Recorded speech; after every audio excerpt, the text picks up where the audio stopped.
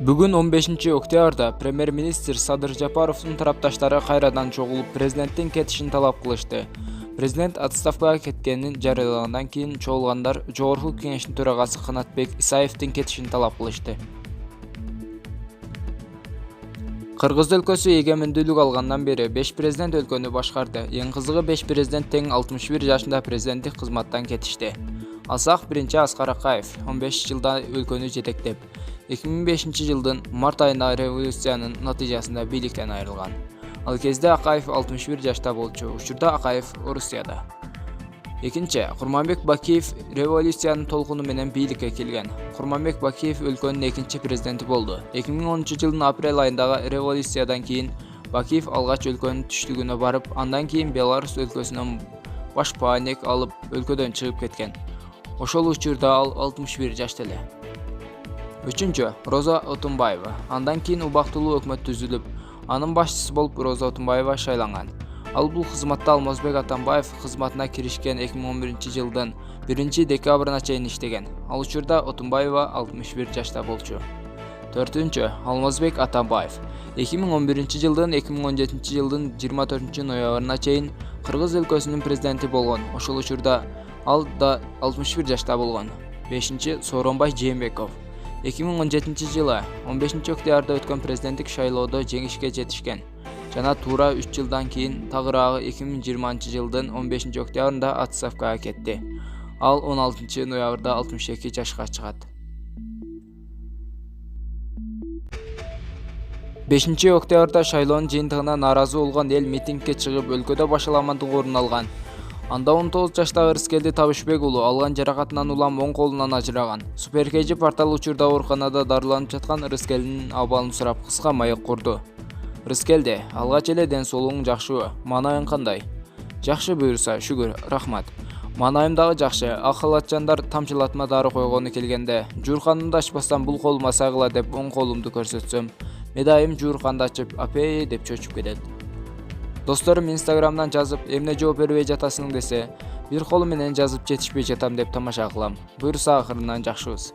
Өзүң жөнүндө айтып берчи. Мен Рыскелди Табышбек уулу. 2001 жылы Чүй облусуна караштуу Кегетти айылында туулгам.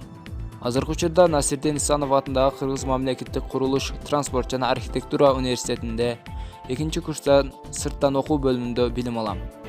Өзүм 6 тууганын улуусумун. Ата-энем чоң ата чоң энем бар. Чоң үй билебиз. Үйдө атам эле иштейт. Митингге эмне максат менен баргансың? Ошол күнгү окуя тууралуу айтып берсең? Кырсыкка кандайча кабылдың? Митинг күнү көпчүлүк жаштар сыяктуу эле адилеттүүлүк издеп аянтка келгем. Ал күнү томоктон жумушка келип, саат 7-лерде аянтка келдик. Шайлоонун жыйынтыгына бүткүл эл нааразы болду окшойт. Тынчтык митингине келген эл өкмөткө шайлоонун жыйынтыгын жокко чыгарсын деген талапты коюшту. Өкмөт үйүнөн эч ким чыгып жооп бербегендиктен башаламандык болуп кетти. Саат түнкү 12-лерде жаныма үн чыгаруучу граната түшүп жарылды.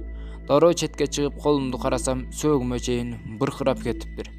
Жанымда жүргөндөргө колумду бекем таңып берип койгулачы деп кайрылсам, көргөндөр жүрөгү түшүп келе албай жатышты. Бир маалда айылдаштарым таанып калып жүгүрүп келишти. 2 кегеттилик бала кан токтобой агып жаткан колумду чүпүрөк менен таңып ооруканага алып келишкен. Ал жерге барганда врачтар жетишсиз болуп байланыш жоктугунан операция дагы кеч болду. Телефон байланыш жок, эптеп Wi-Fi менен WhatsApp'тан чалып чакырып кылышты. Ушул учурда кыйналып калдым. Азыр барбай эле койсом болмок деп өкүнүп жатасыңбы? Башында кичине өкүнүүлөр болду. Мен жарадар болгондо эле колумду кесип салаарын билгем. Ооруканага келгиче өзүмдү кадимкидей даярдап келдим. Азыр кичине кыйналуулар болуп жатат. Бир колумдан ажыраганымды сыноо катары кабыл алдым. Кол дагы тырмак, чач сыяктуу кайра өсүп кетсе жакшы болмок. Түшүмдө колум кайра өсүп калган болот. Оң колу менен тизгин кармап ат минип жүргөн болом. Рыскелди, кандай максаттарың бар? Эмне тууралуу кыялданасың? Мен буюрса бир колум менен болсо дагы максаттарыма жетем. Үй бүлөмдү элден калтырбай багайын деген чоң максаттарым бар. Мен үйдүн улуусу болгон үчүн ата-энеме жардам берип, аларды багуу менин милдетим. Буюрса кыялдарга жетем деп турам. Бир колум менен болсо дагы үй бүлөмдү татыктуу багам деген үмүттөмүн. Буга чейин курулуш компанияларынын биринде иштечүмүн. Акча топтоп шаардан үй алууну пландап жаткам.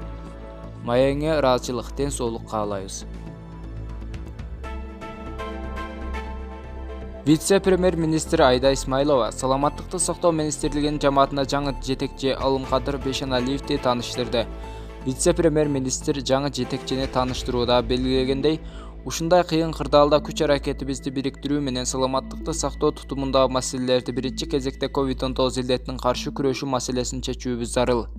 Күн сайын COVID-19 илдетин жугузуп алгандардын саны өсүүдө. Медициналык мекемелердин даярдыгы, мобилдик бригадаларын комплектөө, зарыл дары-дармек каражаттары менен камсыздоо, кадрдык ресурсту даярдоо биздин алдыбызда турган артыкчылыктуу милдеттер.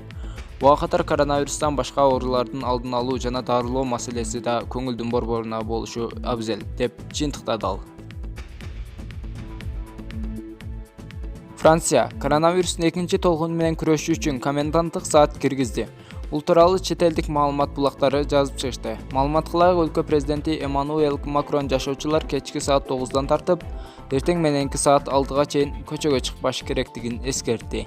Коменданттык саат Париж менен Катардагы 8 шаарга Марсель, Лион, Лиль, Сент-Эттен, Руан, Тулуза, Гренбол жана Монпелеге киргизилди. Коменданттык саат ишемби күндөн тартып күчүнө кирет жана 4 аптага созулаары күтүлүүдө. Ошол эле маалда саламаттыкты сактоо тармагына өзгөчө кырдаал режими киргизилди.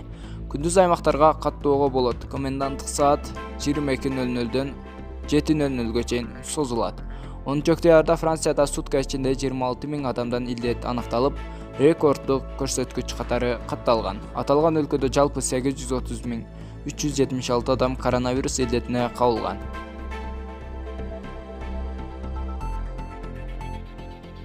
Бүгүн 15 октябрда өкмөт үйүнүн алдына Сооронбай Жээнбековдун отставкасын талап кылгандар чогулган. Митингге келгендер кийинчерээк аларча резиденциясына жакын Ысык көл мейманканасынын алдына барышты. Өз кезегинде Сооронбай Жээнбеков отставкага кеткенин расмий түрдө жарыялады. Ал эми азыркы учурда чогулгандар Жогорку Кеңештин төрагасы Канат Исаевдин кетишин талап кылышууда. Чогулгандар эгер Исаев кетпесе, резиденцияга андан ары Канат Исаевдин үйүнө барышаарын айтышууда. Учурда Ысык көл мейманканасына чогулгандардын саны барган сайын көбөйүүдө. Бүгүн 15 октябрда өкмөт үйүнүн алдына Сооронбай Жээнбековдун отставкасын талап кылгандар чогулган. Митингге келгендер кийинчерээк аларча резиденциясына жакын Ысык көл мейманканасынын алдына барышты. Митингчилер Ала Тоо аянтындагы нараазычылык митингде каза болгон Үмүтбек Алтынбек уулуна багыштап Куран окушту. Эске салсак, 4 октябрда өткөн Жогорку Кеңешке депутаттарды шайлоонун жыйынтыгынан нааразы тараптар 5 октябрда Борбордук Ала Тоо аянтына нараазычылык митингин өткөрүшкөн. Кечки мал митингчилер менен укук коргоо кызматкерлеринин ортосунда кагылышуу болуп, бир нече адам жаракат алып, ооруканаларга кайрылышкан. Кечки кагылышта жабыркаган 19 жаштагы Үмүтбек Алтынбек уулу ооруканада көз жумган.